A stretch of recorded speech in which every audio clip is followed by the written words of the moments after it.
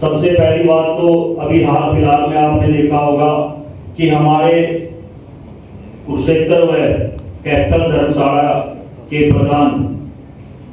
श्री ऋषि पाल कसाना जी व हमारे आदरणीय श्री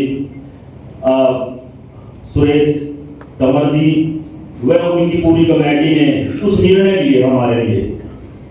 वो निर्णय समाज कल्याण के हैं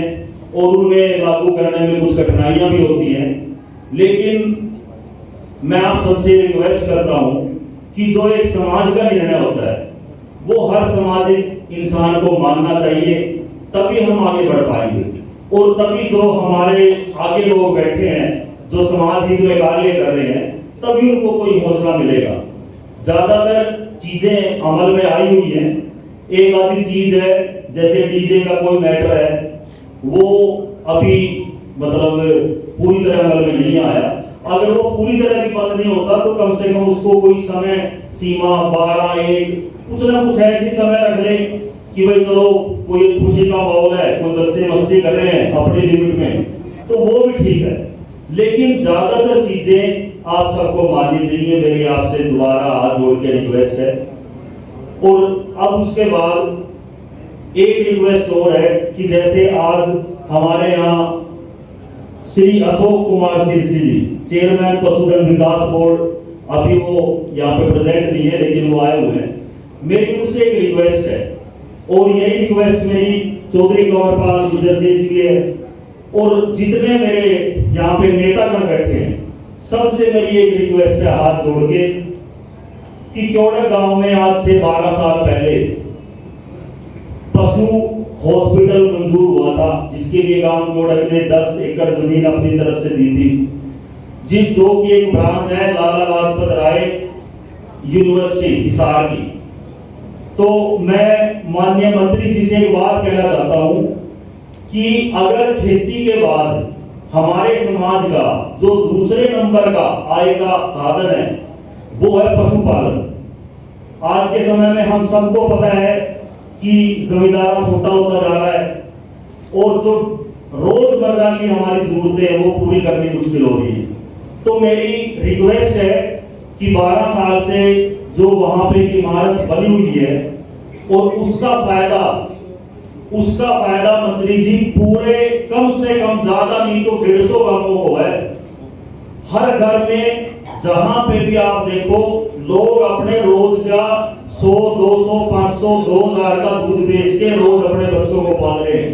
सबको नौकरियां नहीं मिलती, सबके पास बिजनेस नहीं होते, सबके पास किले नहीं होते, तो ये एक बड़ा अच्छा साधन है अपनी आजीविका चलाने का। तो मेरी ये रिक्वेस्ट है 12 साल से, और मेरे हिसाब से 6-7 करोड़ रुपए वहां पे लग चुके हैं। वहां की 4 दीवारी बिल्कुल पूरी तरह डैमेज हो चुकी है और वो अब असामाजिक लोगों का एक अड्डा बन चुका है। तो मेरी आपसे रिक्वेस्ट है, स्पेशली जो हमारे अशोक कुमार सिरसी जी क्योंकि वो उस डिपार्टमेंट से रिलेटेड है, तो इसके ऊपर ध्यान दिया जाए, क्योंकि मेरे हिसाब से समाज को आज के समय में देखो नौकरी एक गांव की 10 लग जाएंगे लड़के 20, 30, 50, लेकिन एक गांव का जो 70% घर चल रहा है जिस पशुधन से, तो हमारे ऊपर सरकार ने इतनी कृपा करी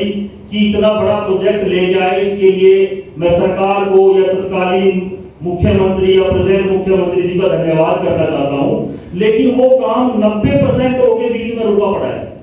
अगर 90% होके 5-7 करोड़ रुपए सरकार के लग चुके हैं और 10 किले गांव की संपत्ति एक खंडर में तब्दील हो रही है, तो मेरा ये मानना है कि मैं नहीं कहता कि वहां पे कोई कोठी बनाओ, कोई बहुत बड़े फर्नीचर लगाओ। आज भी जितने वहां पे कमरे हैं, मेरे हिसाब से 10-12 कमरे हैं, सिर्फ वहां पे लकड़ी के किवाड़ लगा के, वो भी हम खुद लगा लेंगे, कोई बड़ी बात नहीं है। मेरी रिक्वेस्ट ये है कि आज हमारी लगभग सारी सरकार यहाँ बैठी है कि वहां पे कम से कम 5-7 डॉक्टर, एनिमल अटेंडेंट, जो बेसिक स्टाफ होता है, आप उसको वहां प्रोवाइड करने की कृपा करें, क्योंकि लोगों को यहाँ से हिसार जाना पड़ता है। इतने पशु हैं जिनकी रास्ते में हड्डी और भी ज्यादा टूट जाती है। तो इस पे कृपया ध्यान दीजिए। मेरी तो ये मानना है कि जितनी हमारी सरकारी है यहाँ पे, अगर ये काम हो जाए तो आप ये मान के चलना कि भाई गुज्जर बिरादरी की जो रीढ़ की हड्डी है, आपने उसको सहयोग किया है, आर्थिक दम दिया है। और जो आम बेचारा जो घर का, हम हमेशा स्टूडेंट्स की बात करते हैं, हम लेडीज की बात भी करते हैं, लेकिन कहीं ना कहीं हम उनकी भूल जाते हैं जो घर के लड़ेदार हैं, जो घर के जिम्मेवार हैं, जिनके ऊपर सारी की सारी जिम्मेवारी है। तो मेरा ये मानना है कि ये डायरेक्ट हेल्प उस किसान को, उस मजदूर को होगी क्या अगर आप ऐसा इसको पास करवा देते हैं। मेरी सिर्फ यही रिक्वेस्ट है, आप लोग सब यहाँ आए, आपका बहुत बहुत धन्यवाद।